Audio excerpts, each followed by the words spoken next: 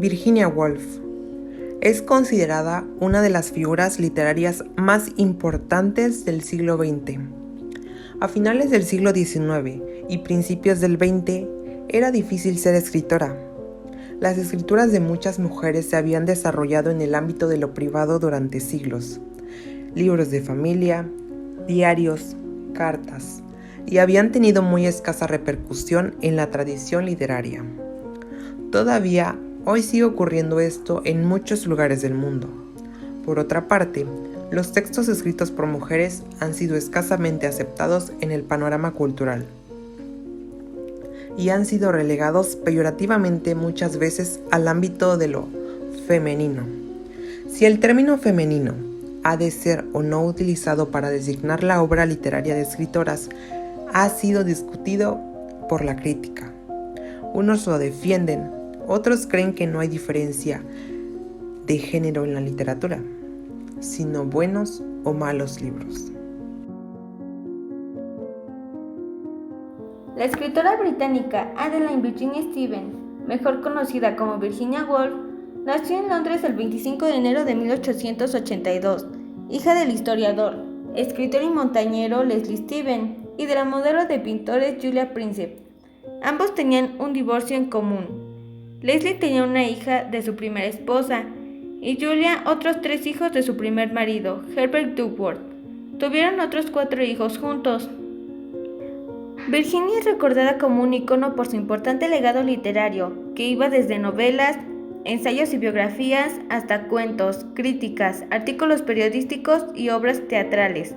Fue una importante precursora del feminismo contemporáneo. Virginia logró erigirse como una figura clave del modernismo literario anglosajón del siglo XX. La mayoría, o si no es que la totalidad de sus obras, tenían un carácter autobiográfico. La publicación de sus cartas, ensayos y diarios, una vez fallecida, y a pesar de los esfuerzos de su marido por evitarlo, han significado un legado muy valioso y es fuente de inspiración para futuros escritores como para lectores que buscan obras que sobresalgan de lo convencional. A diferencia de sus hermanos, ella tuvo una educación impartida desde casa por tutores. Crecieron en un ambiente frecuentado por artistas, literatos y políticos, y con una biblioteca que era considerada el gran tesoro del hogar. La vida de Virginia se vio plagada de desgracias. Desde pequeña, Virginia comenzó a presentar síntomas de depresión. Cuando tenía 13 años, en 1895, su madre murió de forma repentina por fiebre reumática y comenzó a sufrir estados anímicos depresivos. Posteriormente, con la muerte de su hermana en 1905. Desde ese momento, aún adolescente, comenzó a sufrir estados anímicos depresivos que se convirtieron en crónicos y que con frecuencia le hacían cambiar de ánimo, con lo que hoy está diagnosticado como trastorno bipolar de la personalidad. Todo indica, y así lo reflejó de manera velada y autobiográfica en una de sus obras, que tuvo que soportar abusos sexuales de 2 de sus hermanastros y que jamás pudo superar la desconfianza hacia los hombres, decantándose por una inclinación romántica por las mujeres. Sin remedio, su vida estuvo siempre marcada por ese vaivén emocional que influyó de manera decisiva en su obra y que la obligó a pasar algunas temporadas en lo que en aquellos años se conocía como casas de reposo y que no eran más que psiquiátricos. Esta enfermedad se agravó con la muerte de su hermana Estela 2 años después y por el fallecimiento posterior, en 1905, de su padre a causa de un cáncer. Los cambios de humor y las enfermedades asociadas que sufrió influyeron en su vida social, pero no así en su productividad literaria, que mantuvo con pocas interrupciones hasta su muerte. Después de la muerte de su padre, se fue a vivir con varios de sus hermanos a una casa en el barrio de Bloomsbury, que se convirtió en punto de encuentro de jóvenes intelectuales británicos de la época. Virginia se convirtió en centro de esta importante élite intelectual, en la que compartían ideales. Entre sus objetivos estaba la búsqueda de conocimiento, el placer estético y un anticonformismo político y moral por lo que les rodeaba. En 1912, Virginia se casó con Leonard Woolf, que también pertenecía al círculo de Bloomsbury.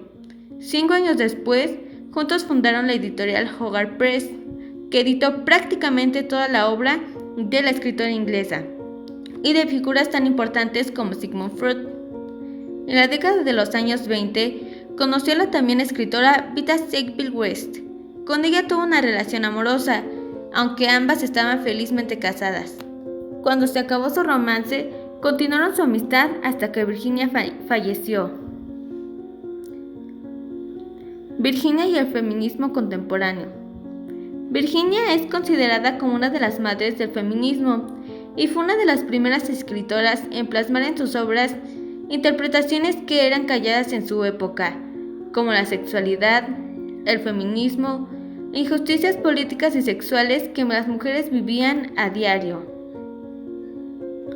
Destacó con su ensayo Un cuarto propio, o también conocido como Una habitación propia, en el que llegó a la conclusión de que una mujer, si desea escribir, solo necesita dependencia económica y personal que se resumía en una sola cosa, una habitación propia, y hace alusión a la necesidad de independencia financiera de la mujer. También hizo de la figura femenina mujeres protagonistas en sus historias de no ficción.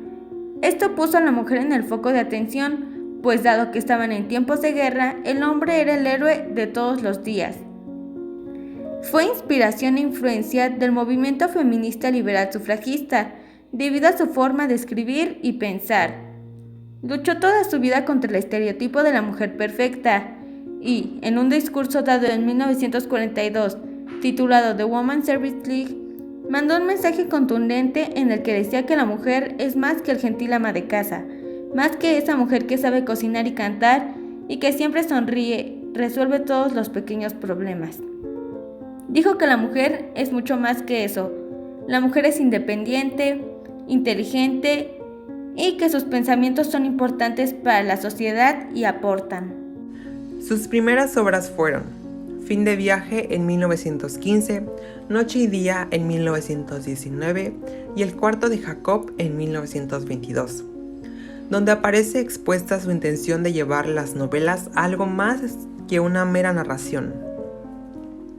Fin de viaje refleja las preocupaciones de Virginia durante su adolescencia y primera juventud, siendo centrales cuestiones como las dificultades en las relaciones entre hombres y mujeres jóvenes, la ignorancia sexual y el lugar en la sociedad que ocupaban las mujeres de su clase e incluso el efecto de la muerte prematura de la madre. Noche y día es una novela publicada por primera vez el 20 de octubre de 1919. Ambientada en Londres, cuenta la vida cotidiana de dos amigas, Catherine Hilbery y Mary Datchet. La novela examina sus relaciones entre el amor, el matrimonio, la felicidad y el éxito. En El cuarto de Jacob, la intención de la autora es la de dar principalmente la impresión de la personalidad de un joven. En sus siguientes trabajos, La señora Dalloway en 1925 y Alfaro en 1927, consigue expresar los sentimientos interiores de los personajes y grandes efectos psicológicos por medio de imágenes, metáforas y símbolos. Otras novelas destacadas son Las olas en 1931 y Orlando en 1928. Escribió biografías y ensayos tan famosos como Una habitación propia en 1929, donde aparece una crítica por la poca valoración de los derechos de la mujer. Hablando de las obras de Virginia Woolf, podemos resaltar a tres de sus más grandes obras. La primera, Orlando, una biografía, nos relata la historia de un joven británico en tiempos de la reina Isabel I, que después de un profundo sueño, este se despierta reencarnado en el cuerpo de una mujer. Esto, más allá de ser una gran historia original y muy interesante, nos hace énfasis en el impacto que pudo haber tenido por ahí del siglo XX. Pues con esto nuestra autora, Virginia Woolf, pudo adentrarse en temas que en su época causaban un verdadero escándalo, la sexualidad en general y la homosexualidad en particular. Se pudo adentrar, pues puesto que el papel de la mujer con respecto a estos temas se restringía mucho en la sociedad. Pero Virginia Woolf no buscaba adentrarse en estos temas, aunque lo logró, simplemente ella relataba algo de sus experiencias. Para analizar estas cuestiones, pues Orlando no es otra más que Vita Sackville West, quien fue su amante y confidente. La segunda gran historia de Virginia Woolf es La habitación. Es una historia que nos da de qué hablar en 1928, pues desde la perspectiva de Virginia, como lo pudo explayar en su obra, las mujeres solamente necesitan un par de cosas para escribir buenas novelas: independencia económica y personal, es decir, y cito, una habitación propia y 500 libras al año, dando así paso a los primeros cimientos del feminismo. Como lo dice Helena Mendel, con ese dinero la mujer puede pagar ese cuarto, puede que también la casa en la que vive, la comida con la que se alimenta. No depende de nadie, y aquí nadie significa un hombre, un marido o un padre, o un hijo que asuma los gastos con los que mantener a una mujer que escribe. Haciendo un poco de reflexión, podemos ver que Virginia Woolf da, como ya lo dije, los primeros cimientos al feminismo, saliéndose un poco de lo que estaba escrito por la sociedad, que era mantener a tu esposo y mantener a tu esposo, mantener a tu hijo, cuidarlos, por así decirlo. Por eso mismo no había muchas escritoras en esa época de literatura. La tercera obra, y no menos importante, Horas en una biblioteca. Era más que una obra escrita por su mano, era una compilación de 50 textos que dentro de ella había autores muy reconocidos como lo son Herman Melville, Jane Austen, Dostoyevsky o Cristina Rossetti. Más allá que solo agarrar a textos al azar, es un recorrido por su biblioteca privada, donde la autora habla sobre algunos temas de su dominio, para en este añadir o corroborar comentarios. La mayoría de los temas de esta compilación podemos decir que era sobre el género literario, el cine, sus opiniones sobre que hay una gran necesidad de conocer clásicos y una evidente pasión por la lectura. Para culminar esta presentación, volvemos a hablar un poco más de la autora. Virginia Woolf padecía de trastorno bipolar y una constante depresión, a la que recaía frecuentemente.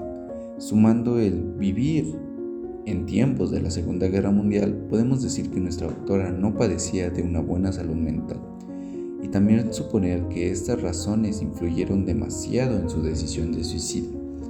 El 28 de marzo de 1941, la autora ingresa piedras en sus bolsas y se arroja a un lago para morir ahogada.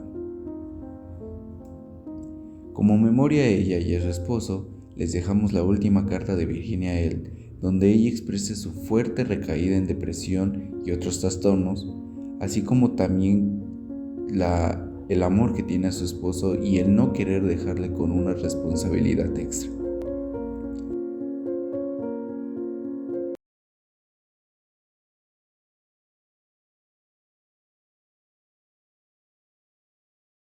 Gracias por su atención.